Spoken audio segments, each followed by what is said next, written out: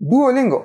Some guys say it's a very good app, some say it's a very bad app. Some guys swear by it and some totally hate it. But what is the truth? Well, it depends on who you are. In this video, I will break down this app and tell you guys the pros and cons and other details, but also by the end of the video, you guys will know if this app will actually work for you or not. So, let's get started.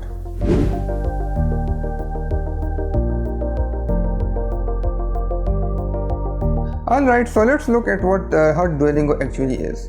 Duolingo is a gamified language learning app on phone and also has a browser version.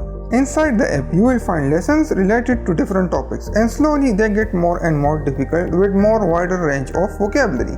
Typically, each lesson have 6 levels of difficulty, 1 being easy, 6 being hardest. There is a tips section which is recommended to read before starting your lesson.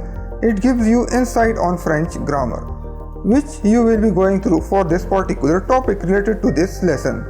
It's recommended to read this before starting any new lesson.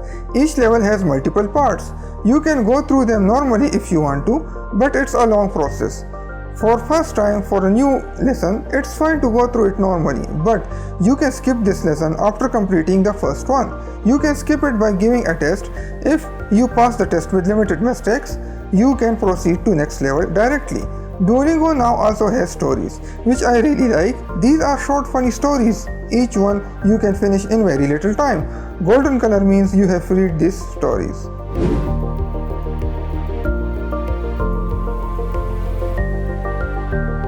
Biggest pro of this app is that it's a gamified language learning app. It has converted language learning into a game. It is cartoonish and is a quite fun app to use. If a child was learning a language and wanted to use an app, this is what I will give it to him. It's a very fun app to use, and this is probably its biggest con. Another good thing that I like about Duolingo is that with every single lesson there is a tips section, which is basically grammar section. Every time you do a new lesson, it is recommended that you go through the tips section and read the grammar. That will be the grammar which will be focused upon in this particular lesson. Third thing would be, I really like how it forces you to use vocabulary in different scenarios. It takes you through different drills and situations, which forces you to vocabulary in different situations as well as grammar in different situations. If a mistake is made, it corrects you quickly, depending on if it's a spelling mistake or grammatical mistake. If a grammatical mistake is made, it will tell you that what kind of grammar problem you are having. If it's a spelling mistake, it will tell you the correct spelling. Another thing I really like about Duolingo is the amount of languages that are available in it. If you are learning a new language, it's most likely in it. It covers lots of majority of the languages, but there are some minority languages too which are included to it. So yeah, it's pretty good in that respect. In Duolingo, if there is a problem in language learning process, there is Duolingo community which will help you guys with pretty much any problem you guys have and explain things. So I really like that a lot, and I have actually used it. Another good thing about Duolingo is that it has podcasts, but the problem is that those podcasts are intermediate level. If you are new to a language, then those podcasts will not work right for you. Duolingo is actually quite decently priced. At the time of recording, it costs $13 per month or $80 per year, whichever you guys prefer. And you guys can pay for first month, and if you like it, you can pay for the 1 year subscription. With any kind of subscription, you can learn any kind of language in Duolingo and as much as you want.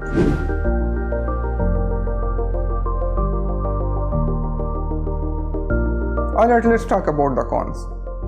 The first biggest con will be Duolingo is not a main language learning resource. It should not be your main language learning resource.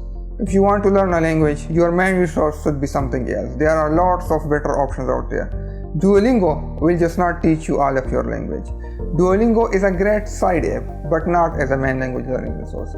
You do your main language learning resource and then you use the app for side activities during such as walking, talking, toilet, during eating, whatever, just sitting in sofa waiting for something, bus, etc. You can use Duolingo at that time. But as a main language learning resource, I do not recommend Duolingo. Duolingo shows you grammatical points, but its grammar is just too simple. When you are starting a new language, in the beginning, simple grammar is fine, but as you progress, the grammar should also complicate with it. And the problem is that it kind of stays similar throughout the course. So that's what I don't like. It should progress. The grammatical points should become complicated as you progress in languages. Unfortunately, they are very, very simple and minor. Duolingo can feel slow as you progress in your language learning, but if it becomes slow, you can begin to skip lessons. If even with skipping lessons you realize that this app is just too slow for you, then it's time to move on from this app. Congratulations, your language skills have developed to a point that Duolingo will just not work for you. You need to get to better, you need to find better educational material. Duolingo can put forward some very useless and weird sentences. Let me give you an example. For example, a cat is wearing a pink hat. Or I am eating bread and crying on the floor. Or this sentence, I do not hear you since I have cinnamon rolls in my ears. So you can see, sentences like these are not very useful and sometimes stupid. To its defense, the reason Duolingo uses such kind of sentences is because it forces you to use the grammar and think about the grammar to properly use it. So this is why these weird sentences are made. Now it's a good thing or not, you guys can decide. But personally, what I think, that sentences that are presented in a course should be useful one that one can use in real life. Duolingo has lots of languages, but not all of its languages are developed properly. If you want to study a new language on Duolingo, you should first check its reviews on YouTube about that language. For example, Duolingo French review or Duolingo German review, etc. Now, some languages like French and Spanish are very, very well developed in Duolingo. Others are not like this. So just check its reviews simply and you will find the answers. Alright, so this is a very big problem with Duolingo. Well, it is a fun app in the beginning. What happens is that if you make a slight mistake, a slight spelling mistake, a slight typing mistake, it will consider the answer wrong. And if in the beginning stages of language learning, a person makes lots of mistakes. It's part of the process. Mistakes will be made. Typing and writing activities are done in very later stages of language learning when a person becomes an expert. Most of Duolingo users, they are new and they will most likely make language mistakes. And as they keep making mistakes, they might even start hating language learning overall. So there's a big problem with this app. They should need to fix this issue.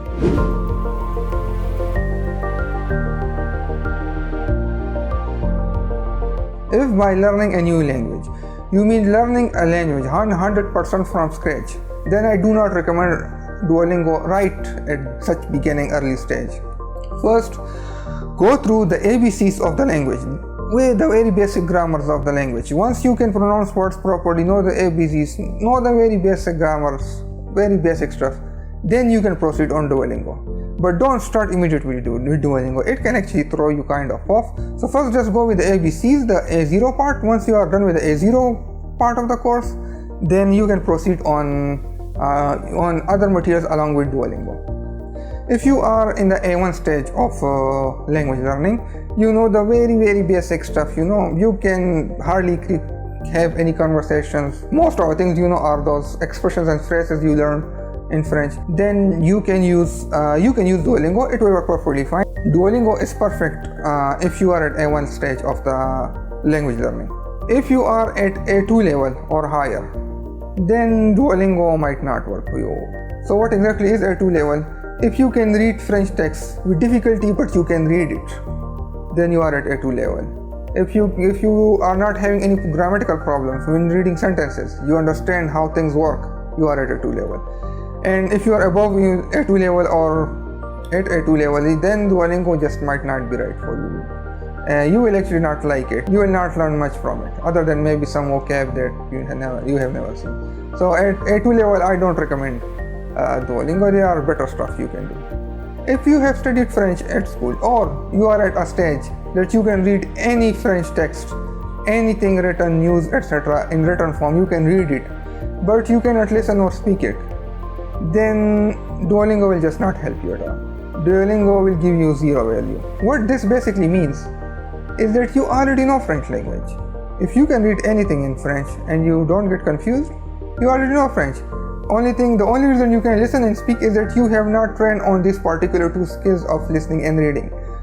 You need to do courses that focuses on speaking and reading, or talk to a higher tutor like available on italki, or talk to someone who speaks French. It will be you will struggle a bit in the beginning, but it will eventually get good. I suggest talking to a professional teacher if you are in such stage. He knows the issues students face at such stages, so he will really help you in your speaking and guide you, mentor you.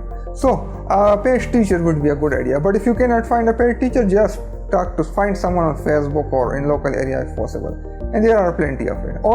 And there are also courses like PIMSR that focuses on speaking and listening, so do that. You can do that too.